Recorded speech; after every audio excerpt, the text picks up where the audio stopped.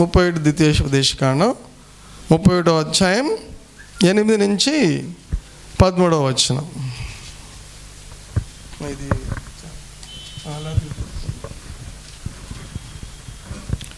ద్వితీయోపదేశకాండం 31 నుంచి 8 చదువుకుందామండి. నీ ముందర నడుచువాడు యెహోవా, ఆయనే నీకు తోడేయుండును. ఆయన నిన్ను విడువడు, నిన్ను విడబాయుడు. భయపడకము, విషయమెందుకు మని ఇశ్రాయేలీయులందరి ఎదుట అతనితో చెప్పాను. మోషే ఈ ధర్మశాస్త్రమును రాసి యెహోవా నిబంధన మందసమును మోయు యాజకులైన లేవీయులను ఇశ్రాయేలుల పెద్దలందరికీ దానిని అప్పగించి వారితో ఇట్లనెను, ప్రతి 7వ సంవత్సరాంతమున అనగా నియమింపబడిన గడువు సంవత్సరమున నీ దేవుడైన యెహోవా ఏర్పరచుకున్న స్థలమందు ఇశ్రాయేలు అందరూ ఆయన సన్నిధిని కనపడి పర్ణశాలల పండుగను ఆచరించినప్పుడు ఇశ్రాయేలు అందరి ఎదుట ఈ ధర్మశాస్త్రమును ప్రకటించి వారికి వినిపింపవలెను. మీ దేవుడైన యెహోవాకు భయపడి ఈ ధర్మశాస్త్ర వాక్యములన్నిటినీ అనుసరించి నడుచుకున్నట్లు పురుషులేమి, స్త్రీలేమి, పిల్లలేమి, నీ పురములలోనున్న పరదేశులేమి వాటిని విని నేర్చుకున్నట్టుకే అందరినీ పోగు చేయవలెను.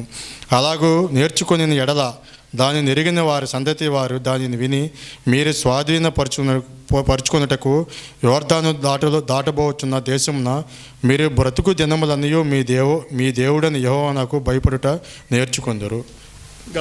ప్రార్థన చేసుకుందాం. ప్రేంగల మాతని గొప్ప కొద్ది మాటలు మా వెనుకలో దీవించి ఆశ్రయించి మాతో మాట్లాడండి, మనం దర్శించండి, మీ నాన్నకి మహిమ తెచ్చుకోండి, మీ నాన్నకి ఘనత తెచ్చుకోండి. మా హృదయాల్లో మీరు దర్శించుకొని ప్రార్థన చేసిన ప్రతి ఆటంకాన్ని బంధించమని యేసు నామమున పెట్టి వేడుకొంచున్నాం తండ్రి, ఆమేన్. హల్లెలూయా. వీళ్ళారా, మరి ముందుకు సాగి వెళ్దాం. ఈ నూతన సంవత్సరంలో మరి ప్రభు అయితే ముందు వెళ్తానంటున్నాడు. అదే కదా మనం ధ్యానం చేసుకున్నాం. ప్రభు ఏం చేస్తున్నాడంట, మీరు ఆగిపోయి పడుకున్నారు అనుకో, ఆయన ముందు వెళ్ళిపోతూనే ఉంటాడు. ఆయన ఆగడు మీకోసం. మీరు వెంబడించడం, మీరు దారి తప్పిపోతారు. అర్థమైందా? ఆయన మీకు ముందు వెళ్తున్నాడు. ఆయన చూడకపోతే మీరు దారి తప్పిపోతారు. మీరు దారి తప్పుకొనడానికి ఆయన నిదానంగా ఆయన్ని చూడాలి. కాబట్టి ఆయన చూసినప్పుడు నీకు విస్మయం కలుగుతుంది, ఆశ్చర్యం కలుగుతుంది, సంభ్రమం కలుగుతుంది. అరే, ఆయన నడక ఇంత అద్భుతంగా ఉందే అని ఆశ్చర్యపోతారు. ఇంత ఆశ్చర్యంగా ఉంది, ఆయన సన్నిధిలో ఇంత సంతోషం ఉంది అని మీరు ఆశ్చర్యపోతారు. కాబట్టి ఈ సంవత్సరం మేక్ షూర్ చేసుకోవాలి. ఏమని? నువ్వు ఆయన చూస్తున్నావా లేదా, నీకు కనబడుతున్నాడా లేదా అని ఆశ్చర్యం నీవు పరిశీలన చేసుకోవాలి. దాని కొరకే చూడండి ఇక్కడ ఏం చెప్తున్నాడంటే, మరి వీళ్ళకు ఒక కార్యం చేయమన్నాడు. మోషేకి చెప్పాడు ఒక పని, మనందరం ఆ పని చేయాలి. అది మనం ఏం చేయాలనేది ఆలోచన చేసుకుందాం. 10వ వచనం చూసినట్లయితే, ప్రతి 7వ సంవత్సరాంతం అనగా నియమింపబడిన గడువు సంవత్సరమున నీ దేవుడిని యెహోవా ఏర్పరచుకున్న స్థలం అందు ఇశ్రాయేలు అందరూ ఆయన సన్నిధిని కనబడి పర్ణశాల పండుగను ఆచరించినప్పుడు ఇశ్రాయేలు అందరి ఎదుట ఈ ధర్మశాస్త్రమును ప్రకటించి వారికి వినిపించవలను. పర్ణశాల పండుగ చేసుకోవాలి అంటే మళ్ళీ యూదుల్లాగా పర్ణశాల పండుగ చేసుకోవడం కాదు. అంటే ప్రియులారా, ఆయన సన్నిధిలో మనము ఒక ప్రత్యేకమైన విధానంలో కలిగిన, మనకు ప్రతి ఆదివారం ఒక పండుగే కదా, అంతేకాదు ప్రత్యేకమైన మీటింగ్లు పెట్టుకున్నాం అనుకోండి, యూత్ మీటింగో లేకపోతే మన చర్చ్ మీటింగో, VBS, ఇవన్నీ మనకు పండుగలే. మన పండుగలు అంటే అవి. హల్లెలూయా. అప్పుడు దేవుడు మాట్లాడతాడు. దేవుడు ఒక ప్రత్యేక రీతిలో నీ కుటుంబం గురించి మాట్లాడతాడు. చూసి నూతన సంవత్సరం అందరం కలిసి కూర్చున్నాం, దేవుడు మాట్లాడాడా లేదా? 3 వాగ్దానాల ద్వారా మాట్లాడా? విశ్వాసం కలిగించాడా? ఆ మాటలు నీలో విశ్వాసాన్ని కలిగిస్తాయి. ఎందుకు మనం ఇలా సమాజంగా కలవాలి అంటే, అన్యుల వలె పండుగలో ఆటలు, పాటలు, ఇంకా మరి ఎంటర్టైన్మెంటు, దానికే కదా పండుగలు అంటారు. కొత్త బట్టలు వేసుకుంటారు, కొన్ని ఎంటర్టైన్మెంట్ ఉంటాయి, సినిమాలు చూస్తారు. చూడండి, మోషే కొండ మీదకి వెళ్ళినప్పుడు కింద ఇశ్రాయేలు అందరూ ఉన్నారు. దేవుడైతే ధర్మశాస్త్రాన్ని ఇస్తున్నాడు. ప్రజలకి అన్యుల ఆచారాలు అలవాటు అయిపోయి పండుగ జరుపుకోవడం అలవాటు అయిపోయింది. అలవాటవే మనం పండుగ జరుపుకుందాం. ఆయన మోషే ఏమైపోయాడో మాకు తెలియదు. మోషే చెప్పేలాడు, దేవుని దగ్గరికి వెళ్తున్నాను, అక్కడ గడుపుతున్నాను, అక్కడ అగ్ని కనపడుతుంది.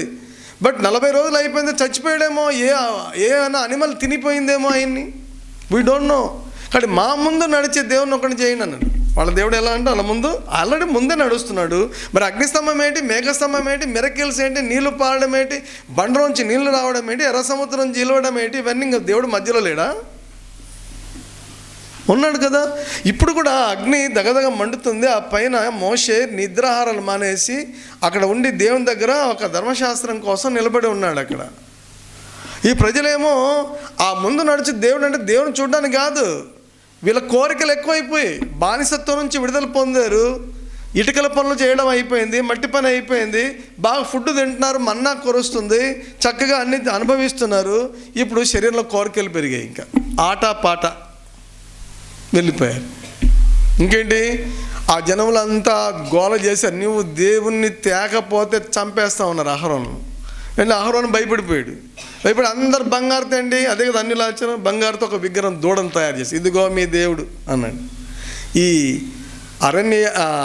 ఇది ఎర్ర సముద్రంలోంచి రప్పించిన వాడు, ఐగుప్తుని రప్పించిన దేవుడు మీ ముందరే ఉన్నాడు అనేసరికి ప్రజలందరూ ఆ దేవుని మీద ప్రేమ కాదు, వీళ్ళు గెంతేసి వీళ్ళు రకరకాల పాపాలు చేయడానికి తాగి ఆడుతూ పాడుతూ ఉన్నారంట. తాగి తందనాలు ఆడుతూ ఒక రకంగా ఇష్టానుసారమైన ఇమ్మోరల్గా బిహేవ్ చేస్తూ స్త్రీలు పురుషులు కూడా అక్కడ గడపడం. ఒకప్పుడు నీ జీవితం ఏంటి? ఒకప్పుడు బానిసత్వంలో ఉన్నావు, ఒకప్పుడు తినడానికి తిండి లేదు, కట్టుకోవడానికి గుడ్డ లేదు, కొరడాలతో కొడితే నిన్ను రక్షించే వాళ్ళు లేరు, మట్టిలో నీ కాళ్ళు ఉన్నాయి, మట్టి తేవాలి, ఇటుక చేయాలి, ఆవం కాల్చాలి, గడ్డి తేవాలి, ఇలాంటి భయంకరమైన స్థితిలో ఉన్న నీవు ఈరోజు దేవుని సన్నిధికి వచ్చి భోజనం తింటున్నావు 3 పూట్ల, నీ బట్టలు మాసిపోవట్లేదు, నీళ్ళు కావాలంటే జస్ట్ బండ కొడితే నీళ్ళు వచ్చేస్తున్నాయి, పైనుంచి మన్నా కురుస్తుంది, నీకు ప్రొటెక్షన్గా అగ్నిస్తంభం ఉంటుంది. ఇవన్నీ అనుభవిస్తూ నీకెందుకు లేని పని కోరికలు వచ్చాయి. ఆటపాట కావాలా? ఈ దేవుడు అని పెట్టుకొని అడ్డు. మరి సరే దూడ దేవుడు అనుకుందాం. మీకు కొంతమందికి ఇది అర్థమైందా? ఇది జరిగిన సంగతి తెలిసింది ఎంతమంది ఉన్నారు బైబిల్లో? అంటే మీకు ఇశ్రాయేలు అరణ్యంలో ప్రయాణం చేస్తున్నారు, ఎర్ర సముద్రం దాటి ప్రయాణం కొంత దూరం వెళ్ళిపోతే దేవుడు మీకు అర్థం అవడానికి చెప్తున్నాను. మోషే అదందరూ తెలుసు, ఎర్ర సముద్రం చీల్చాడు, ప్రజలందరూ ఎర్ర సముద్రం దాటించారు, ప్రజలందరూ వెళ్ళాలి. అయితే మీకు అర్థం కాకపోతే నేను చెప్పినంత వ్యర్థం అవుతుంది, అందుకని మళ్ళీ చెప్తున్నాను. అంతా వచ్చిన తర్వాత దేవుడు ఏమనంటే మోషే ఈ కొండ మీదకి రా అన్నాడు. మోషే కొండ మీదకి వెళ్ళిపోయాడు, ప్రజలందరూ కింద ఉన్నారు. 40 రాత్రులు 40 పగళ్ళు, ఎన్ని రోజులు అంటే ఆయన నీళ్లు కూడా తాగలేదేమో. అలా దేవుని సన్నిధిలో అంటే దేవుని వ్రేలు వచ్చి ధర్మశాస్త్రాన్ని రాస్తుందంట. ఆయనకు ఒక్కడికే అది తెలుసు, ఆయన ఒక్కడే ఉన్నాడు. కిందన ప్రజలు ఏం చేయాలి? యాక్చువల్గా మోషే ఎలా ఉంటే ఏం చేయాలి? కానీ తిండి ఆయనైతే లేదు, నీకు 3 పూట్ల తినైనా సరే ఏం చేయాలి? ప్రార్థన చేయాలి. మోషే ఎప్పుడు వస్తాడని ఎదురు చూడాలి. చూడకుండా ప్రజలకు ఎంత గర్వం. చాలాసార్లు నిజంగా ప్రజలు అలాంటి గర్వంతోనే ఉంటారు. చాలాసార్లు మనం మర్చిపోతాం. ఒకప్పుడు నేను ఎలా ఉన్నాననే విషయం మర్చిపోతాం. ఒకప్పుడు నా పరిస్థితి ఏంటి అనేది మర్చిపోతాం. ఒకప్పుడు నా పరిస్థితి ఏంటి, ఒకప్పుడు నేను ఎలా ఉండేవాడిని మర్చిపోతాం. దేవుడు మేళ్ళు చేసిన తర్వాత, దేవుడు గొప్ప కార్యాలను జీవితంలో చేసిన తర్వాత మరి దేవుని స్తుతించడం మానేస్తాం.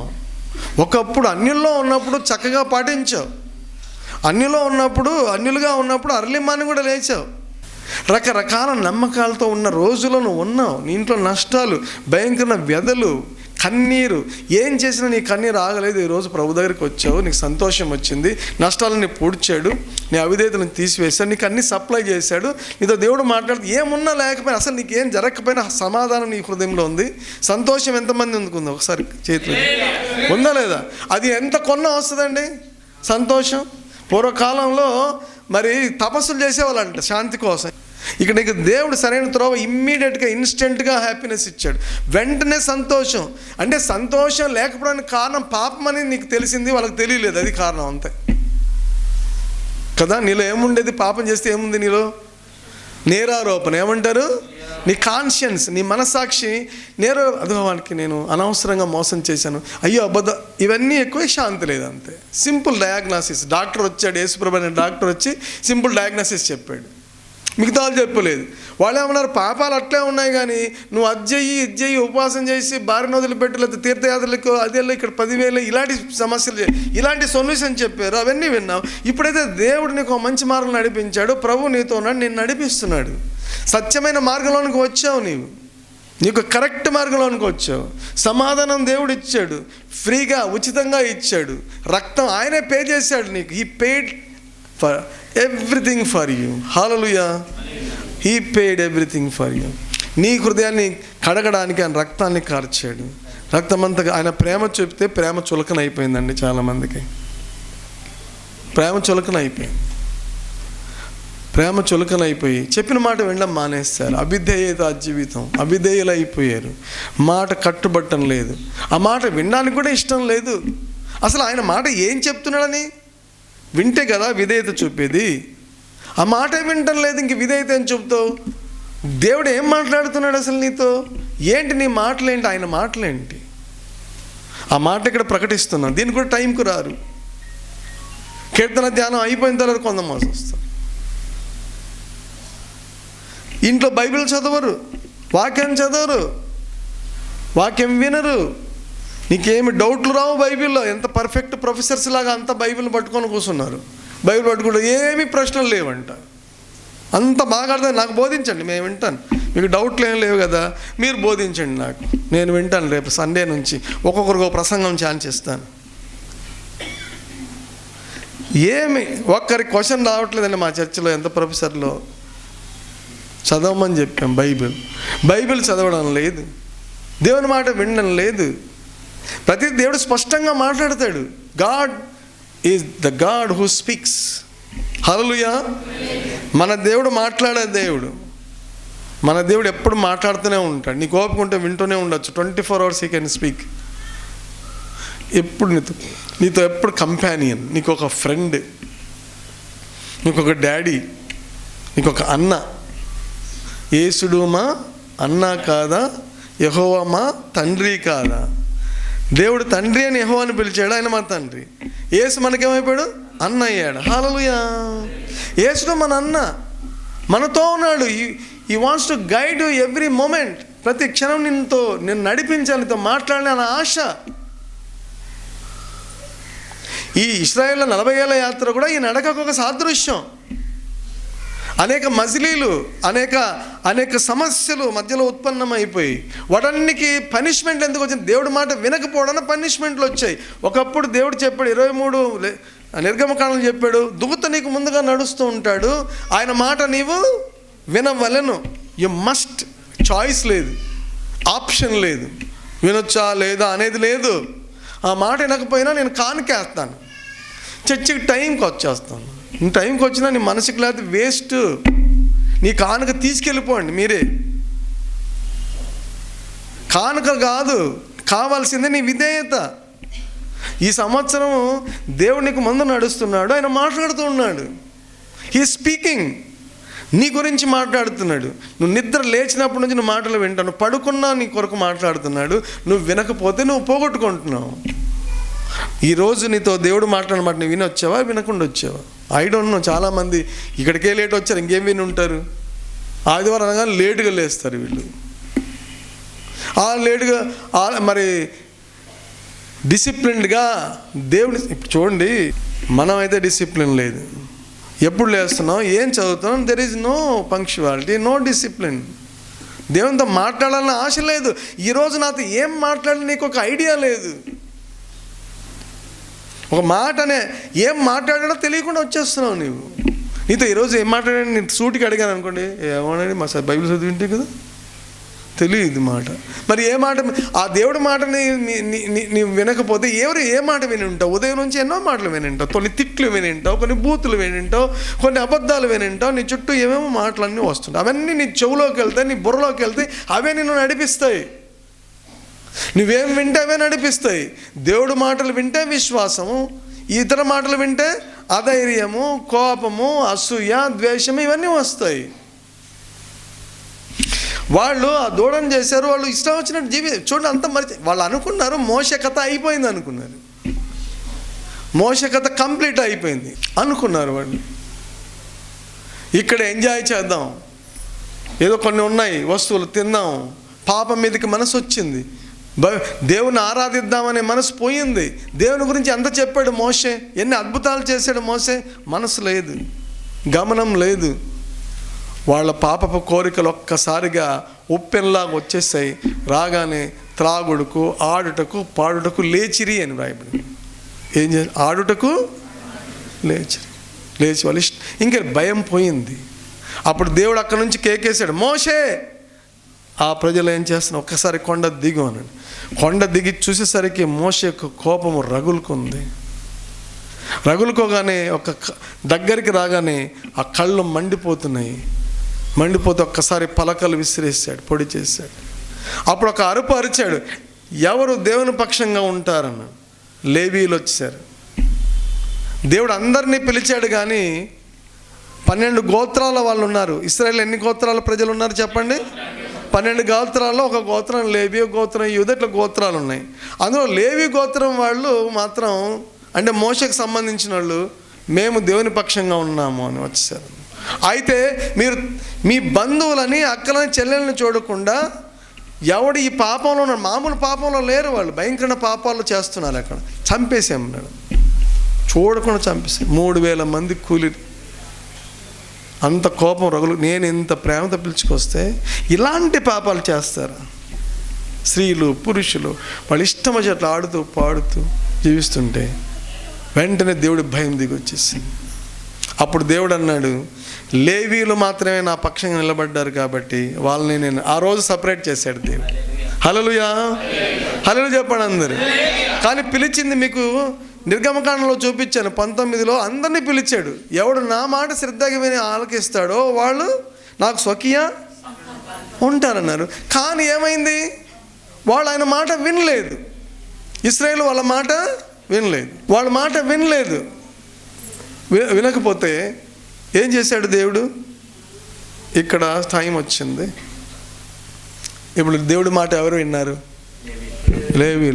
లేవీల్ని స్వకీయ సంపాద్యంగా చేసుకున్నారు.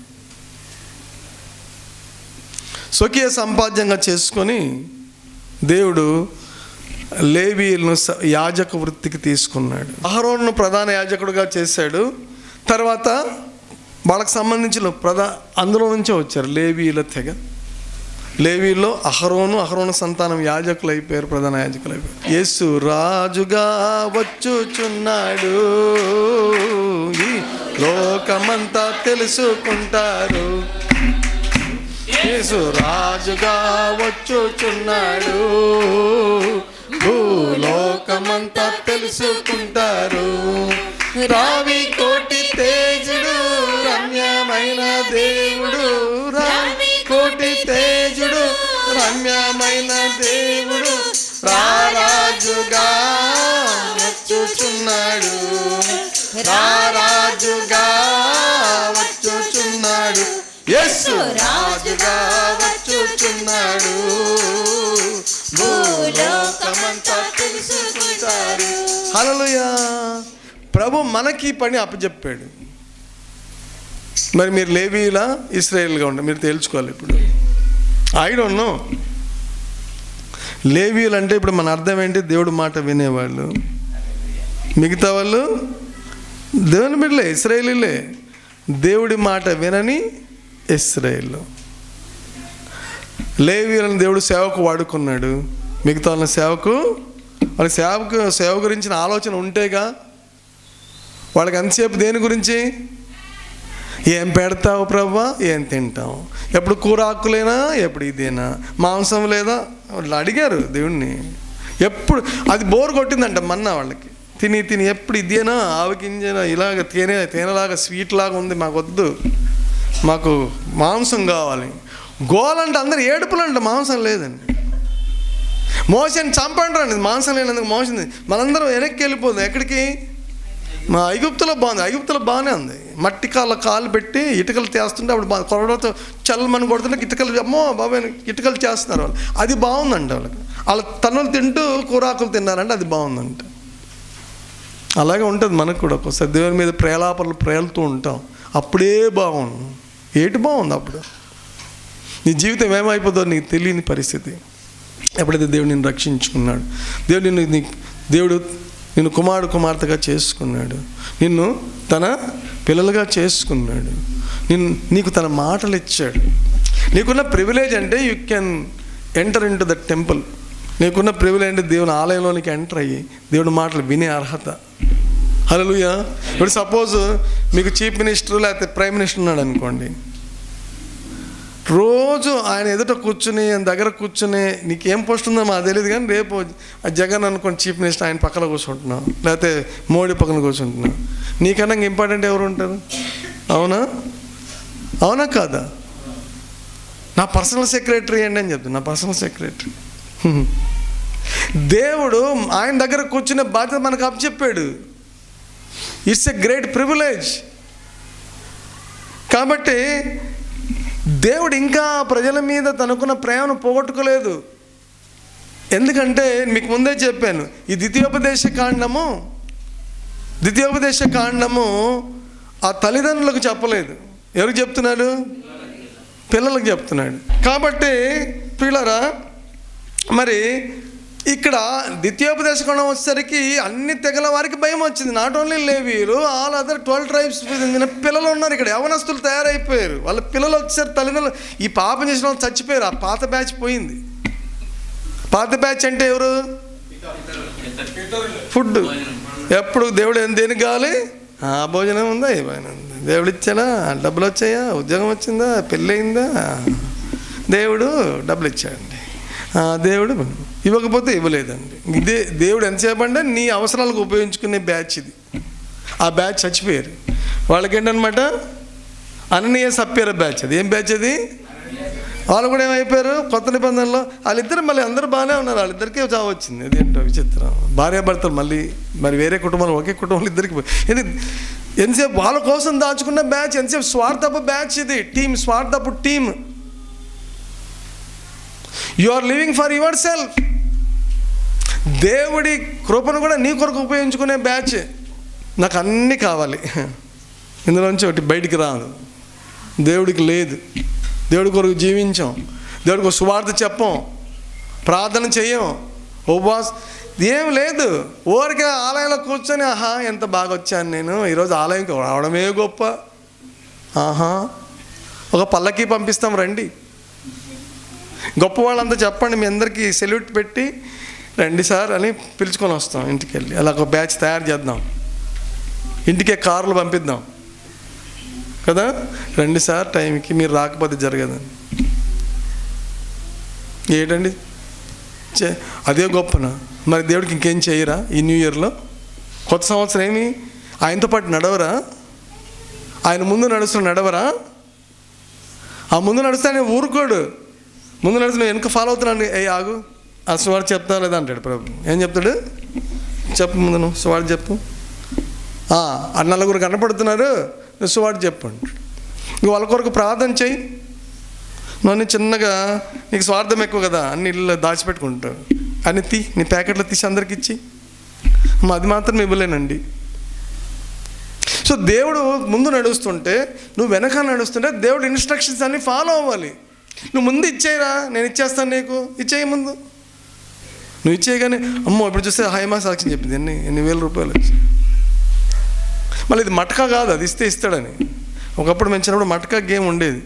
రూపాయికి ఇస్తే 80 రూపాయలు, అది తగిలితే మటకా, పోతూనే ఉంటాయి, వస్తే మాత్రం 80 రూపాయలు వస్తాయి. అలా అనుకోకండి. దేవుడు అలా ఇస్తాడు కదా అని ఇవ్వడానికి కాదు. దేవుడికి ఇవ్వడం అనేది నీ బాధ్యత. God will instruct you, God will guide. నీకు ఎప్పుడు తక్కువ చేయడు. నీ పిండి పిసుకు తొట్టే ఎప్పుడు తక్కువ అవ్వదు. నీ పాత్రలో ఉన్న నూనె తగ్గిపోదు. ఎప్పుడు నీకు సమృద్ధి ఉంటుంది. దేవుడు నిన్ను నడిపిస్తాడు, ఆశీర్వదిస్తాడు, గైడ్ చేస్తాడు. కాబట్టి ఆ పిల్లలందరినీ కూర్చోబెట్టాడు మోషే కూర్చోబెట్టి, మీ తండ్రులు ఇలాంటి తప్పు, ఈ ద్వితీయోపదేశ కాండం అంతా చదివితే వాళ్ళ తండ్రుల గురించి చెప్పిన మాటలు ఎక్కువ ఉంటే, వాళ్ళ తండ్రులు ఇలా తప్పు చేశారు. కానీ మీకు కూడా చెప్పేదంటే మీరు అందరివి విన్నారు, వీళ్ళవి విన్నారు, ఇంకా ఇసలు మనందరం వినలేదా? రాజుల కాలం కూడా ఏం తప్పు చేశారు ప్రజలు, మనం వినలేదా? చాలా తప్పులు ఇశ్రాయేలు అందరూ తప్పులు చేస్తూ వచ్చారు. మళ్ళీ మనం అవే తప్పులు చేయడానిక? చెప్పండి. ఆయన ముందు నడుస్తున్నప్పుడు నీకు భయం కలగాలి. ఆయన నిన్ను చూస్తున్నాడు, గమనిస్తున్నాడు, ఆయన నిన్ను చూస్తున్నాడు. అందుకే దేవుడు ఏం చెప్పాడంటే మోషేతో, ఆ ధర్మశాస్త్రంలోని వాక్యం అన్నిటిని అనుసరించి నడుచుకున్నట్లు పురుషులేమి స్త్రీలేమి పిల్లలేని పురంలో ఉన్న ప్రదేశం వాటిని విని నేర్చుకున్నట్టుగా అందరినీ పోగు చేయాలి, అందరినీ పోగు చేయన్నాడు. అందరినీ పోగు చేయవలను. అలాగూ నేర్చుకునేలా దాన్ని ఎరగని వారి సంతతి వారు దాన్ని విని మీరు స్వాధీనపరచుకు యోర్దాను దాటబోతున్న దేశంన మీరు బ్రతుకుదాన్ని మీ దేవుని యెహోవాకు భయపడుట నేర్చుకుందరు. హల్లెలూయా. ఇంకా కిందని చెప్పారు, ఒక ఎక్సర్సైజ్ చేయమన్నాడు, అవన్నీ రాయమన్నాడు. చూడండి, చదువుతూ వెళ్దాం బాగా. మరియు యెహోవా చూడుము, 14వ వచనం, నీ మరణ దినములు సమీపించి నీ యెహోషువని పిలిచి నేను అతనికి ఆజ్ఞలు ఇచ్చినట్లు ప్రత్యక్ష గుడారంలో నిలువుడని మోషేతో సెలవీయగా మోషే యెహోషువ వెళ్ళి ప్రత్యక్ష గుడారంలో నిలిచిరి. అచ్చట యెహోవా మేఘస్తంభంలో ప్రత్యక్షమాయ. దేవుడు దిగి వచ్చాడు ఆలయంలోనికి, ప్రత్యక్ష గుడారం దిగి వచ్చాడు. ప్రజలందరూ పోగు చేశారు, అందరూ చూస్తున్నారు అన్నమాట. వీళ్ళు ఎవరు చెప్పండి? పాత బ్యాచ్ కాదు, వీళ్ళెవరు? కొత్త బ్యాచ్. చెప్పండి, మీరు పాత బ్యాచ్ కొత్త బ్యాచ్? చాలామంది పాతలు ఉన్నట్టున్నారు. పాత ఏమో చెప్పారు, పాతవి గతించాయి నిజంగా. ఇంకా ఏమో నాకు తెలియదు, దేవుడు చెప్పాలి. మీరు పాతవి గతించేయో, మరి పాత కొన్ని ముట్టుకొని, కొంతమందికి ప్రేమ పాత ఇలా మోసుకొని వస్తూ ఉంటారు చిన్నగా, తెలియలేదు పాష దేవుడు చూడలేదు పట్టుకొని వస్తారు. అవి ఏమైనా ఉన్నాయేమో. ఈ కొత్త బ్యాచ్ అయి ఉండాలి. పాత బ్యాచ్ ఎక్కడికి వెళ్తారు చెప్పండి? ఎక్కడికి వెళ్ళారు? ఇక్కడ పాత బ్యాచ్ నరకం తర్వాత ఎక్కడికి వెళ్ళారు వీళ్ళు? సమాధిలోకి వెళ్ళిపోయారు. ఎక్కడ వెళ్ళిపోయారు? పాత బ్యాచ్ పోవాలి. పాత బ్యాచ్ ఇంక పనికిరాదు. ఆ పాత సరుకు ఎంత ఉన్నా ఏదో ఒకటి తీసుకొస్తూనే ఉంటుంది. అది ఎంత బాగు చేద్దామన్నా ఎక్కడో చిన్నది మళ్ళీ ఆ పాత లింక్ పెట్టుకొని ఉంటుంది. పోవాలి. నీళ్ళు టోటల్ ట్రాన్స్ఫర్మేషన్ అయిపోవాలి. You should become a new generation. నీ వయసు పెద్ద ఉండొచ్చు, కానీ నీ మనస్సు నూతనపరచబడాలి, కొత్తగా అయిపోవాలి, ట్రాన్స్ఫార్మ్ అయిపోవాలి. అదే మనస్సు మారి నూతనపరచబడాలి. సజీవ యాగంగా నీవు సమర్పించుకోని జీవితాన్ని, రోమాల పత్రికలో ఉన్నట్టు. ఇక్కడ చూడండి, మనం చూద్దాం.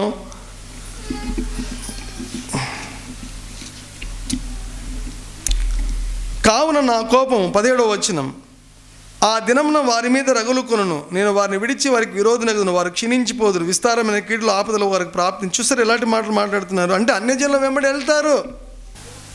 కాబట్టి మీరు కొత్త దేశాలకు వెళ్తున్నారు, అక్కడ అన్యజనులు ఉన్నారు, అన్య దేవతలు ఉన్నాయి, వాటిని అనుసరించి పిల్లల్ని అగ్నిలో దహించేవారు, బలులు ఇచ్చేవారు. అన్యులు పిల్లల్ని ఏం కాకుండా ఇచ్చేవారు.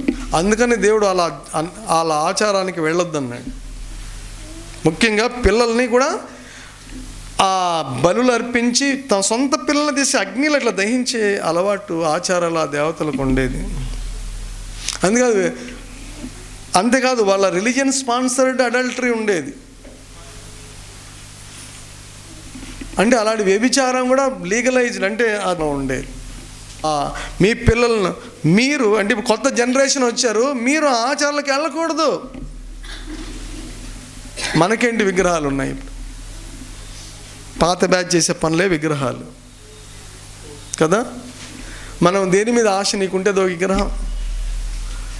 దేవుడు మీదేని ఆశ. అందుకే మొదటి సంఘం వాళ్ళు అన్నీ అమ్ముకున్నారు. ఏ దాని మీద ఆశ లేకుండా దేవుని వెంబడి నడిచారు. వాళ్ళు దేవుని వాక్యాన్ని ప్రకటించుకుంటూ వెళ్ళిపోయారు. నిజంగా మనందరం మన ఇల్లు అమ్ముకొని ఒక సమాజం అయిపోదామా? భయపడిపోయి అప్పుడు గుండెలో రాయల్లో పెడుతుంటే, బిల్డింగ్లలో ముఖ్యంగా ఇల్లులు ఉన్న వాళ్ళకి చాలా కష్టం కదా. అవునా కదా? అందరం ఒకటైపోయి దేవుని కొరకు వాక్యం ప్రకటిస్తే వెళ్ళిపోవడమే. హల్లెలూయా చెప్పండి అందరూ. హల్లెలూయా. వాళ్ళందరూ తమ సమిష్టిగా ఆస్తులు పంచుకున్నారంటే ఎంత అద్భుతం. అసలు ఎవరు చేశారు సృష్టిలో? మన హిస్టరీలో ఎక్కడా జరగలేదు అంత గొప్ప ట్రాన్స్ఫర్మేషన్, రెవల్యూషనరీ చేంజ్ వాళ్ళ జీవితంలో జరిగిపోయింది. ప్రజలందరూ ఒకటే ధ్యేయం. ఇక్కడ ఆస్తులు అమ్ముకునేది పక్కన పెట్టు, అది కాదు. వాళ్ళలో ఉన్నది ఒకటే ధ్యేయము. వాళ్ళు దేవుని ప్రకటించారు, ఆయన త్వరగా వస్తాడు అని ప్రకటించారు. వాళ్ళ ఆస్తులన్నీ అమ్ముకొని అందరికి పనిచేసి వెళ్ళిపోతుంటే కొంతమంది నవ్వింటారా చెప్పండి? అడిగుంటారా? ఏంటి వాళ్ళు ఏం చెప్పింటారు అడిగినప్పుడు? అవునండి, మమ్మల్ని చూసి నవ్వచ్చు, అడగవచ్చు, ప్రభు త్వరగా వస్తున్నాం, అందుకే మేము చేసిన సువార్త ప్రకటించి ఉంటారు. హల్లెలూయా. అందుకే మేము చేసాం, మీరు కూడా రండి ప్రభు దగ్గరికి, మీకు లేకపోతే ఇస్తాం. హల్లెలూయా. కాబట్టి ఇక్కడ మోషే కూడా వాళ్ళందరినీ గ్యాదర్ చేసి ఈ వాక్యాలు ప్రకటిస్తున్నాడు. దేవుని వాక్యాన్ని వినండి, ఆయన మాట వినండి, ప్రకటించండి అని చెప్తున్నాడు. కాబట్టి ఒకవేళ మీరు ఏ దేశంలోకి వెళ్తున్నారో ఆ దేశ ప్రజల ఆచారాల ప్రకారం వెళ్తే మీరు భయంకర పాపాల్లోకి వెళ్ళిపోయి దేవుడికి దూరం అయిపోతారు. అప్పుడు నా కోపం రగులుకుంటుంది, దేవుడి కోపం రగులుకుంటుంది అంటున్నాడు. రగులుకొని ఏం జరుగుతుంది? విస్తారమైన ఆపదలకు వారి ప్రాప్తించును. 17వ వచనం, ఆ దినం వారు మన దేవుడు మన మధ్య ఉండకపోయినా కదా ఈ కీడులు మనకు ప్రాప్తించిన అనుకొందురు. వారు అన్ని దేవుల తట్టు తిరిగి చేసిన కీడంతటిని బట్టి ఆ దినం నేను నిశ్చయంగా వారికి విరోధనగును. 19వ వచనంలో ఏం చెప్తున్నారు? అందరు కలిసి చదవండి 19వ వచనం.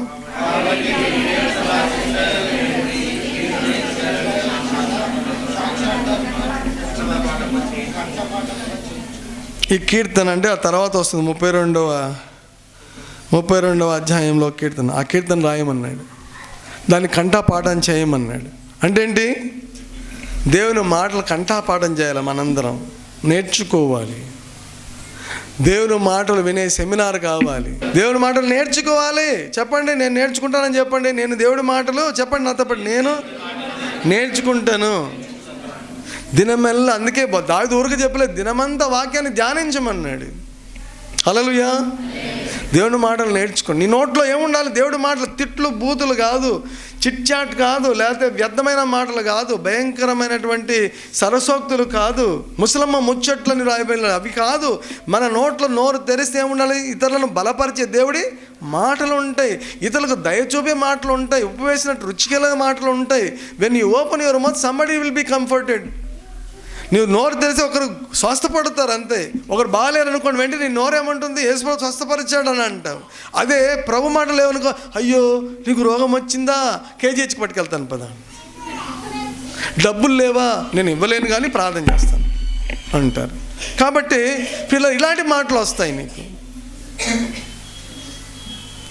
ఇలాంటి మాటలు నీకు వస్తాయి. కానీ అదే దేవుని బిడ్డవైతే ఏం చేస్తావు? ప్రార్థన చేస్తాను, నీకోసం ఉపవాసం ఉంటుంది, ప్రార్థన చేస్తాను. మన సంఘంలో చేస్తున్నారు కొంతమంది, చేయడం బట్టి గొప్ప కార్యాలు జరుగుతున్నాయి. హల్లెలూయా. అందరూ జాయిన్ అవ్వాలి, ప్రార్థన చేయాలి, శుక్రవారం రావాలి.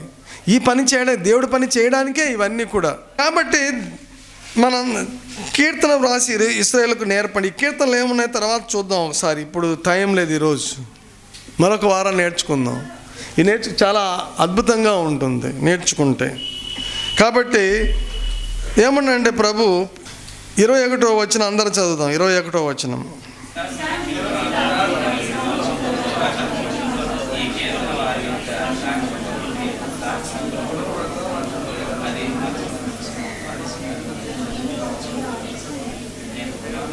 కాబట్టి అది వరోబడక వారి సంతతి నోట ఉండును. హల్లెలూయా. వినాలి, అందరు వినాలి, వినాలి, వినాలి. అటు ఇటు తిప్పడానికి రకరకాల ప్రయత్నాలు జరుగుతుంటాయి. ఈ గోల, పిల్లల గోల ఒకటి. కాబట్టి ఏం చేయాలి? పిల్లల్ని ఇగ్నోర్ చేయాలి. ఏం చేయాలి? ఇక్కడ అది హే అని అవ్వకూడదు, ఎంకరేజ్ అవుతుంటారు వాళ్ళు. చూడనట్టు తిప్పుకోండి అంతే. పిల్లలు మేము చూడటం లేదు అనుకోండి, అప్పుడు వాళ్ళు మీ అటెన్షన్ పాడు చేయరు. వాళ్ళు ఏజెంట్స్, ఒక్కోసారి తెలియకుండా ఏజెంట్లు అవుతారు నీ అటెన్షన్ తిప్పడానికి, తిప్పేస్తారు. అలా నవ్వాలనిపిస్తుంది నాకు కూడా ఒక్కోసారి. నో, నేను నవ్వను. ఈ 2 గంటలు ఎలాగైనా గట్టిగా ఉంటాను. నా కొడుకే, నా పిల్లలైనా పర్లేదు అనుకోవాలి గట్టిగా. ఎందుకంటే ఒక పిల్లవాడైనా సరే 10 మంది అటెన్షన్ పాడు చేస్తాడు. తప్పు కాదు, అది వేరే టైం అయితే. వాకింగ్ టైంలో ఏమవుతుందంటే, కాబట్టి వాకింగ్ టైంలో సరిగ్గా క్లూ చెప్పేటి నేను చూస్తుంటాను, అదేంటో కానీ సరిగ్గా మంచి పాయింట్ చెప్పేటప్పుడు అటెన్షన్ తిప్పేసి ఉంటాడు పిల్లల ద్వారా. కాబట్టి తల్లిదండ్రులు కూడా ఏం చేయాలంటే, ఇలా గోల చేస్తుంటే చిన్నగా వెనకలన్న కూర్చోవాలా, లేదా అల్లరి చేస్తుంటే ఏం చేయాలి? చిన్నగా వాళ్ళని ఆడిపించకూడదు. అటెన్షన్ ఇటువైపే ఉండాలి తలలు. మరి ఇక నేర్చుకోవాలి వాక్యం. మీ నోట్లో ఉండాలంటే వాక్యం ఏం కావాలి? మీ నోట్లో ఆ వాక్యం ఉండాలి. మీరు కంఠస్థం చేయాలి, మీరు రిపీట్ చేయాలి. మీ ఇంట్లో కూడా ఊరుకోకూడదు, వాక్యాలకు మననం చేసుకోవాలి. ధ్యానం అంటే నీ నోట్లో ఎప్పుడు ఉండాలంటే నీవు ఆ వాక్యాలను రిపీట్ చేస్తూ జ్ఞాపకం చేసుకుంటూ ఇలా ఉంది కదా అని అనుకుంటూ ఉండాలి. ఒక్కోసారి నేను ఇలా ఎక్సర్సైజ్ చేస్తుంటాను. ఆది కాండంలో ఏముంది, 1వ అధ్యాయం వెంటనే నాకు అన్నీ ఒక తెరలాగా వచ్చేది. 1వ అధ్యాయంలో ఈ సంగతి, 2వ అధ్యాయంలో ఈ మాటలు, 3వ అధ్యాయంలో వరుసగా అలా ఈ అధ్యాయాలన్నీ అనుకుంటూ వెళ్ళిపోతాను అనమాట. మరి నిర్గమకాండం కోసం 1వ అధ్యాయంలో ఇది ఉంది, 2వ అధ్యాయంలో ఇది, 3వ ఎగ్జాక్ట్ వాక్యం కాబట్టి ఈ అంశాలు ఉన్నాయి. అలాగా ప్రకటన గ్రంథం వరకు ఏమున్నాయి అని అనుకుంటూ వెళ్ళిపోతుంటాను. అలా ఏమవుతుందంటే నాకు జ్ఞాపక శక్తి వృద్ధి అయిపోయి ఆ వాక్యాలు అక్కడ ఉండిపోయి, మీకు ఇంత వాక్యం చూడకుండా చెప్పేస్తున్నా అంటే అవన్నీ ఎక్కడెక్కడో తీసుకొచ్చి చెప్తున్నాను. మీకు తెరిపి చదివిస్తే బాగుంది, ఒకసారి తరిపించట్లేదు. అవన్నీ ఎక్కడి నుంచి వస్తే అవన్నీ జ్ఞాపకం మెడిటేషన్ చేశాను కాబట్టి అవి బ్రతికిస్తాయి మనల్ని బ్రతికించేవాము. అందుకే అవన్నీ నేర్చుకోవాలి. ఈ వాక్యం నేర్చుకోవాలి. ఈ కీర్తన ఒకటేసి ఆ రోజుల్లో బైబిల్ అంతా లేదు. ఆ రోజు బైబిల్ ఇక్కడ వరకే జరిగింది. ఇక్కడ మోసే చెప్తున్నా అంటే ఇక్కడ వరకే చరిత్ర, ఇదంతా చరిత్ర కదా, మరి జరగలేదు. ఎక్కడి వరకు బైబిల్ ఎంతో ఉంది కానీ ఇంకా రాయలేదు, ఇంకా ఓరల్గా తెలుసు అందరికీ. కాబట్టి కీర్తన నేర్పమన్నాడు. ఎందుకు నేర్పమన్నాడు? ఆ దినాల్లో చదువు లేదు. ఇప్పుడు కూడా పాటలు అయితే చాలా బాగా జ్ఞాపకం ఉంటాయి కదండి. ఒకసారి మీ పాటల మీద ఒక మెసేజ్ చెప్పాను, జ్ఞాపకం ఉంది. పాటలు పాడించాను ఒకరోజు. వాక్యం నీకు చదవడం రాకపోతే చాలా పాటలు ఉన్నాయి, కీర్తన గ్రంథంలో ఉన్నాయి, పాటలు ఉన్నాయి, అన్నిట్లో దేవుడి మాటలే పెట్టి పాటలు రాశారు. కాబట్టి పిల్లరా ఇప్పుడు కొన్ని బైబిల్లో అంశాలే పాటలుగా ఉన్నాయి మనకి. అవన్నీ పాటలు పాడుతూ ఉంటే వాళ్ళకేం చెప్పాడు, ఆ పాటలు నీలో నిలిచిపోతాయి. They will be reverberating in your life wherever you are. ఆ పాటలు నీ నోటికి వచ్చేస్తుంటాయి. ఓసారి కొన్ని పాటలు నా నోటికి అలా వచ్చేస్తూనే ఉంటాయి. అలా పాడుకుంటూనే వెళ్తుంటాను, ఎందుకంటే ఆ పాటలు నాలో ఒక భాగం అయిపోతాయి. హల్లెలూయా. కాబట్టి పిల్లలు దేవుని స్తుతి పాటలు ఉన్నాయి, మన ఇన్స్ట్రక్షన్ పాటలు ఉన్నాయి, ప్రార్థన గురించిన పాటలు ఉన్నాయి, నీ ఆధ్యాత్మిక జీవితం ఎలా నడవాలో ఆ సంబంధించిన పాటలు ఉన్నాయి. ఎంత అద్భుతంగా దేవుడు మనకి ఇచ్చాడు, మనం ఉపయోగించుకోవట్లేదు. రిసోర్సెస్ ఉన్నాయి, బైబిల్ ఉంది, పాటల పుస్తకం ఉంది. ఎంతమంది దగ్గర పాటలు ఉన్నాయి కదా. నీ నోట్లో పాటలు పెట్టుకోవాలి. హల్లెలూయా. అప్పుడు ఆ పాట పాడుకున్నప్పుడు వాక్యం సరే టైంకి లేదు, పాటల జ్ఞాపకం వస్తాయి అన్నమాట. పాటలు నీలో వచ్చినప్పుడు ఆ పాటలు స్పీడ్గా వెళ్తాయి. మాటల కంటే పాటలే స్పీడ్గా వెళ్తాయి. హల్లెలూయా.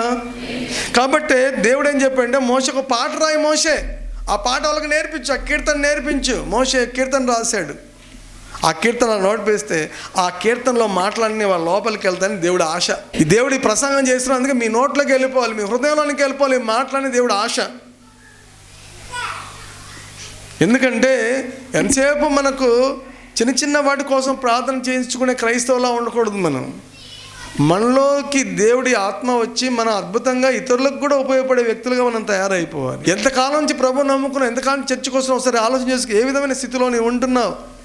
ఎక్కడో ఇక్కడ వాక్యం చెప్పడం కాదు, నువ్వు బయటికి వెళ్ళి ఆత్మలు తేవాలి. దేవుని ఇతరులకు ఏం వాక్యం చేయాలి, ఏం మాటలు చెప్తున్నావు ఒకసారి ఆలోచన చేసుకోండి. దేవుడి మాటలు చెప్పాలి. అనేక గృహాల్లో అనేక విపత్తుల్లో ఉన్నారు, తెలుసా అండి. ఏం చేయాలో తెలియని పరిస్థితులు ఉన్నారు. ఆర్థిక సమస్యలు కావచ్చు, కుటుంబాలు విచ్ఛిన్నం కావచ్చు, ఫలాని భయంకర స్థితిలో అనేక మంది జనం నీ చుట్టూ ఉంటున్నారు. వాళ్ళకి వేసే జవాబు నీకు తెలుసు కానీ చెప్పలేకపోతున్నావు. ఎందుకంటే నీలో ఆ మాట లేదు, నోరు తెలిసి ఆ మాటలు రావట్లేదు. ఏవో మాటలు వస్తున్నాయి నీకు. ఆ మాటలు నీలో ఉండాలంటే నువ్వు ధ్యానం చేయాలి, ఈ మాటలు నేర్చుకోవాలి, మాటలు ఉండాలి, నీలో పెట్టుకోవాలని దేవుడు హెచ్చరిస్తున్నాడు. కాబట్టి అది మరబడక వారి సంతతి వారి నోట ఉండును. యెషయా గ్రంథంలో ఒక మాట ఇచ్చాడు చూడండి. యెషయా గ్రంథం చదవండి ఒకటి చోట.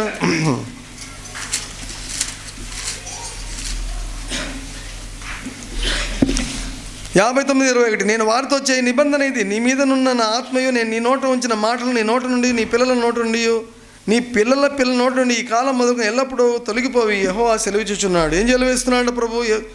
ఇది ఒక నిబంధన. దేవుడు ఒక నిబంధన, ఒక అగ్రిమెంట్ చేశాడు మీతో. ఏంటి ఆ అగ్రిమెంట్? నీ నోట్లో మాటలు నీ పిల్లల నోట్లోకి తీసుకొస్తాడంట. ఎంత బాగుంది కదా. నువ్వు అనుకుంటావు నేను ఇంత 10 ఇల్లులు సంపాదిస్తే 2 పెద్ద కొడుక్కి, 2 చిన్న కొడుక్కి, 3 చిన్న కొడుక్కి ఇవన్నీ ఇచ్చేస్తాను. 10 ఇంకా నా దగ్గర 8 కేజీలు బంగారే ఉంది, ఇంకో 2 ఉంటే బాగున్నాను. ఆ 10 ఉంటే వీడికి 1 కేజీ వాడికి 1 కేజీ ఇచ్చేస్తాను. ఇలాంటి ఆలోచనలు కాదు. ఆస్తి వాడికి, ఇప్పటి నుంచి ఐడియాలు వాడికి. వాడు ఉన్నాయని తెలిసి వాడు సోమరిపోతాడు.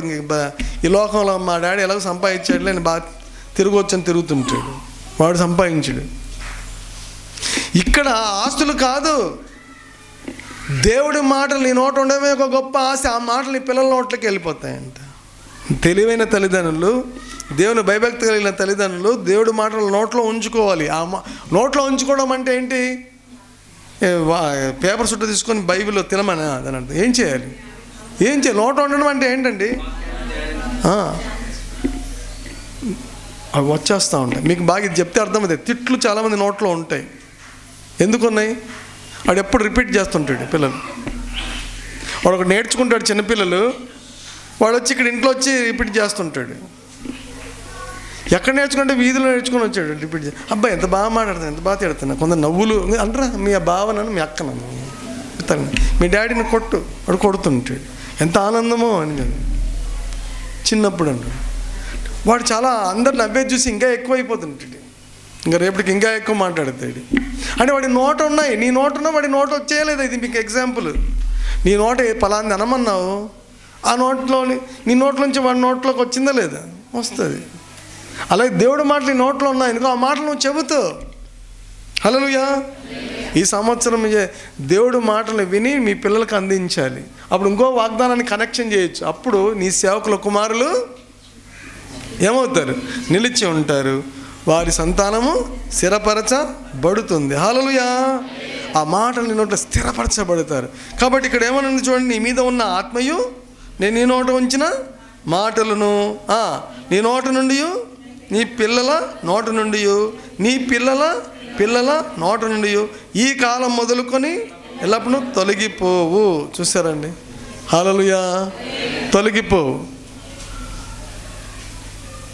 ఈ మాటలు ఎప్పుడు తొలగిపోవు అంటే ఫస్ట్ నీ నోట్లో ఉన్నాయి, నోట్లోంచి పిల్లల నోటికి వచ్చాయి, ఆ పిల్లల నోటి నుంచి పిల్లల నోటి. ఎంత బాగుంది సీక్వెన్స్.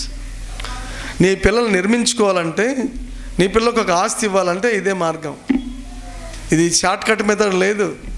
నీలో ఉంటే వాళ్ళకు వస్తాయి, నీలో ఏది ఉంటే అదే వస్తాయి. హల్లెలూయా. పిల్లలకు ఒకరు నేర్పక్కర్లేదు. అరే బెత్తం పట్టి కూర్చోరా నేను మా వాక్యం చెప్తా అంటే అలా కుదరదు. ఇంట్లో అలా ఈ సండే స్కూల్ లాగా అవ్వదు. ప్రాక్టికల్గా నేర్పాల్సిందే. ఇంట్లో అలా అవ్వదు. ఇంట్లో నిన్ను చూస్తాడు, పిల్లలు చూస్తారు నువ్వేం ప్రార్థన చేస్తున్నావో. నీ దేవుడు మాటలుండి ఇంకో మాట 2 మాటలు ఉన్నాయి, పిల్లకి బాగా అర్థమైపోద్ది.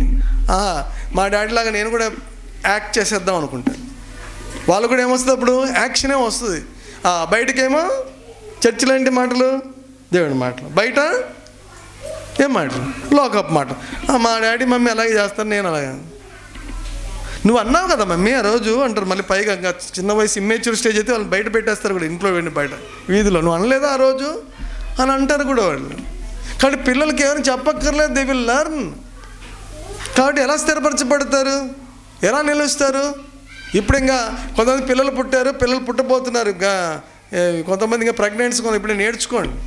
ఈ ప్రెగ్నెన్సీ ఉన్న పిల్లలు ఆ లోపల నేర్చుకుంటుంటారంటే సైంటిఫిక్గా.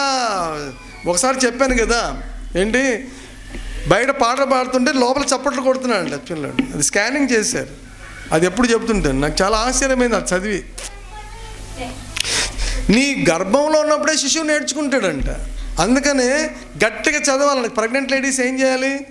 వాక్యం చదివేటప్పుడు గట్టిగా చదవాలి. లోపల పిల్లోడు వింటుంటాడు. వాడికి అప్పటి నుంచి ఆ మాటలు తిడుతున్నావు, ఆ తిట్లు కూడా లోపలికి వెళ్ళిపోతాయి. కాబట్టి పిల్లరా, నీ నోట్లో నీ పిల్లల నోట్లో ఆ పిల్లల ఎంత బాగుంది. ఇది ఆస్తి అండి, ఇది ఆస్తి. కొంతమందిలో పెద్దల మాట పెరుగు సద్ది, ఏమంటారు మా సైడ్ పెరుగు సద్ది అంటారు. అది లోకపు నీతి. ఇక్కడ పెద్దల మాట కాదు, ఎవరి మాట? ఇది దేవుని మాట. మనకు ఎల్లప్పుడూ నడిపించే జీవాన్ని ఇస్తుంది, నడిపిస్తుంది. ఒక రకంగా పెద్దలుగా తీసుకుంటే అసలు పెద్ద ఈయనే. పెద్దల మాట పెరుగు సద్ది అన్నారా? అతి పెద్ద ఎవరు? ఈయన నుంచే కదా ఆదాము వచ్చాడు. ఆదాము నుంచి ఇంక మిగతా వాళ్ళు వచ్చారు. అంటే ఏంటి? అందరికంటే పెద్ద ఎవరు అనమాట? ఈయనే. హల్లెలూయా. కాబట్టి పిల్లల జ్ఞానం పెట్టుకోండి, దేవుని మాటలు నీ నోట్లో ఉండాలి. ఈ సంవత్సరం అందరి ఇంట్లో మాటలతోనే పిల్లలతో కూడా దేవుని వాక్యంతోనే మాట్లాడాలి. ఏదైనా తప్పు చేశారనుకో కర్ర తీసుకొని ఉతుకుకోండి. ఏం చేయాలి? వాక్యంతో గద్దించండి. బాబు ఇందులో కీర్తనలో ఇలా లేదా, ఇలా ఉంది కదా వాక్యంలో ఏం చెప్పారు? ఎఫ్సి పత్రిక 6వ అధ్యాయంలో ఏం చెప్పారు? పెద్దలకు తల్లిదండ్రులకు లోబడి ఉంటే నీకు దీర్ఘాయుసు, నీ ఎక్కువ కాలం బతకాలనుకుంటున్నావా లేదా? పిల్లలు ప్రశ్న అమ్మ బతకాలంటే తల్లిదండ్రులకు ఏం చేయాలి? రెస్పెక్ట్ ఇవ్వాలి. వాక్యంతోనే గద్దించండి, నేర్చుకోవాలి అంతా. అప్పుడు ఇళ్ళంతా వాక్యమే. భార్య భర్తలు తిట్టుకోవాలన్నా వాక్యంతో తిట్టుకోండి, అంటే తిట్టుకోండి, గద్దించుకోండి. తప్పు చేయడానికి భర్తకు చెప్పొచ్చు, డైరెక్ట్గా చెప్తే భర్త విండు, వాక్యం తీసి చెప్తే వింటాడు. మరి అలాగే భార్య భర్తకు, భర్త భార్యకు వాక్యంలో చెప్పలేదా? వాక్యంలో ఉంది, నేను వాక్యాన్ని ఫాలో అవుతున్నాను. ఆ మాటలు ఇంట్లో పిల్లలు వింటారు, అప్పుడు ఆ పిల్లలు కూడా అనుసరిస్తారు. కాబట్టి పిల్లరా, మోషేకు దేవుడు చెప్పాడు, ప్రజలందరినీ కూర్చు, ఈ వాక్యాలు వినిపించు, పాట రూపంలో నేర్పించు, వాళ్ళు అప్పుడు పాడుతారు. ఆ మాటలు వాళ్ళ జీవితంలో ఉండవు, ఎప్పుడు వాళ్ళని వదిలిపెట్టవు, వాళ్ళ జీవితంలో నడిపిస్తాయని చెప్పాడు. అప్పుడు యవనస్తులంతా విన్నారు, విని బాగుపడ్డారు. యెహోషువ నాయకత్వంలో యెహోషువ గ్రంథంకి వచ్చేసరికి ఈ నూతనమైన యూత్ అంతా, అప్పుడు యూతే కానీ వీళ్ళు ఆల్రెడీ వయసు వచ్చేస్తుంది, వాళ్ళకు కూడా పెరిగిపోయారు, 30-40 ఏళ్ళు వచ్చేసే వాళ్ళు కూడా. వాళ్ళందరూ కలిసి నూతనమైన కంట్రీలోకి యెహోషువ నాయకత్వంలో దేవుని మాటకు చూడండి, అది మాట 17-10 యెహోషువ గ్రంథం 1వ అధ్యాయం. కాబట్టి మోషే చెప్పిన ప్రతి మాట మేము విన్నట్లు, ఇంకా పైన ఒక మాట ఉంది, 16వ వచనం చదవండి.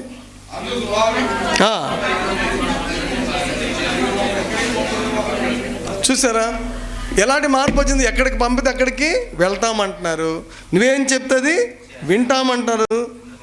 మోషే మాట విన్నట్టు మీ మాట వింటామంటున్నారు. అంతేకాదు, నీ మీద ఎవరైనా తిరగబడితే వారికి మరణశిక్ష పొందుదురు. మాట వినకపోతే ఏం శిక్ష? దానికి కూడా ఒప్పుకుంటున్నారు, వాళ్ళే చెప్తున్నారు. అంటే ఆ మాటలు వాళ్ళు మార్చేయలేదు, పాటలు పాడించాడు మోషే. వాళ్ళకి ఆ పాట అభ్యాసం చేశాడు అనమాట. 31వ అధ్యాయం ద్వితీయోపదేశకాండంలో అలవాటు చేశాడు, పాటలు పాడారు, వాళ్ళ నోట్లో మాటలు వచ్చి. ఇప్పుడు ఏమంటారు? మోషే చచ్చిపోయాడు, మోషే చచ్చిపోతారు, ఎవరు వచ్చారు నాయకత్వం? యెహోషువ వచ్చాడు. యెహోషువతో వాళ్ళు అంటున్నారు, యెహోషువ మేము లోబడతాం, నీకు లోబడకపోతే మరణశిక్ష మాకు విధించబడును గాక అంటున్నారు. నువ్వు ఎక్కడికి వెళ్ళమంటే అక్కడ వెళ్తాం, ఏం చెప్తే అది వింటాం. మీరు అలా అనాలి. ఇప్పుడు మీరు అంటారా? మీరు అంటారా? చాలా బలహీనం అయిపోయారు అంతను. ఇంతవరకు చాలా ఉత్సాహంగా కనపడ్డారు. పాస్టర్ గారు ఏం చెప్తారు ఏటో బాబోయ్, మళ్ళీ అనవసరంగా ఈరోజు ఒప్పుకుంటే బాగుండదు. తటస్థంగా ఉందాం, ఎస్ లేదు, అప్పుడు కొద్దిగా పాపం చేయకుండా ఉన్నట్టు ఉంటుంది. నో అంటే తిరగబడినట్టు ఉంటుంది, ఎస్ అంటే చెప్తే మళ్ళీ వినాలి కదా. అలా ఇలా తెలియకుండా ఉన్నాం అనుకో, తెలియనట్టు అయిపోతుంది. అది కూడా నోనే. అది దేవుడు వింటే దాన్ని ఏమంటారు? నో అంటాడు, న్యూట్రల్ నో. కాబట్టి ఈ సంవత్సరం దేవుడు చెప్తాడు. ఎవరి ద్వారా చెప్తాడు? కొంతమంది నోట్లో రావట్లేదు మాట, ఒప్పుకుంటే చాలా కష్టం. అని ఎవరి ద్వారా మాట్లాడతాడమ్మా? కిందన కూడా చెప్పండి, ఎవరి ద్వారా మాట్లాడతాడు తల్లి?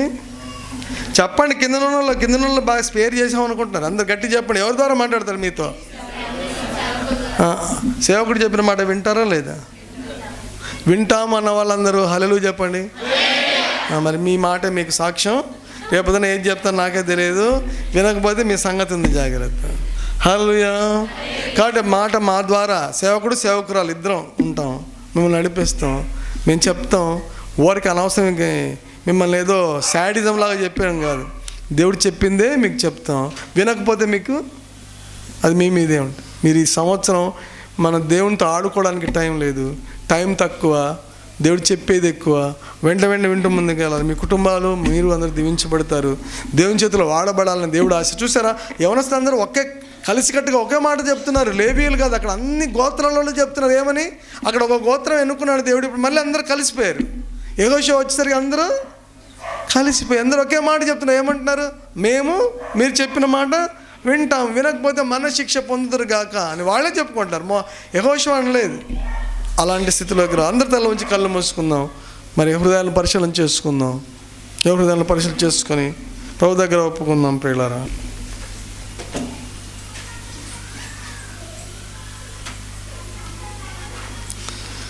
Thank you lord. మీ హృదయాలు మీరు ఒక నిర్ణయం తీసుకోండి. దేవా, మీ మాట వింటాం, మీరు ముందెళ్తున్న మీరు చూస్తాం, మీ మాట వింటామని చెప్పండి. అందరూ కూడా ప్రభా మీ మాటలు వింటాం నాయనా, మిమ్మల్ని గమనిస్తూ మేము వెనకాల వెళ్తాం, మీకు విధేయులం అవుతాం అని దేవునితో చెప్పండి. టైం లేదు, మీరు అటు ఇటు చేయడానికి వీలు లేదు. ఈ సంవత్సరం దేవుడు చెప్పినట్టు వింటాను అని చెప్పండి. Thank you Jesus, thank you lord. చిన్న ప్రార్థన చేసుకో. అందరూ ఎవరి హృదయంలో వరకు నిర్ణయం తీసుకోండి. చెప్పండి, యేసు ప్రభా మమ్మల్ని క్షమించండి, నన్ను క్షమించండి. నీ మాట చాలాసార్లు వినలేదు, క్షమించండి. ఈ నూతన సంవత్సరంలో ఓ నిర్ణయం తీసుకున్నాను. ఇక నుంచి మీరు చెప్పిన మాట వింటాను. మీరు ముందు నడుస్తుండగా మీ వెనకాతలే నడుస్తాను. మీ మాట వినవలెను అన్నారు కాబట్టి వింటాను. కుడికి కానీ ఎడమకు కానీ వెళ్ళకుండా మీరు చెప్పినట్లు వింటూ వెనకాతలే నడుస్తాను. మీరు ఎక్కడికి వెళ్ళమంటే అక్కడికి వెళ్తాను. మీరేం చెప్తే అది చేస్తాను. యేసునామం పేరట వేడుచున్నాను తండ్రి, ఆమెన్. ప్రేంగల మా తండ్రి, గొప్ప ఈ క్షణాన్ని దీవించి ప్రతి ఒక్కరిని దర్శించి మీ చొప్పున మేము వినడానికి, మీ కార్యాలు చేయడానికి మాకు సహాయం చేయని ప్రార్థిస్తూ యేసునామం పెట్టి వేడుకొంచున్నాం తండ్రి, ఆమెన్.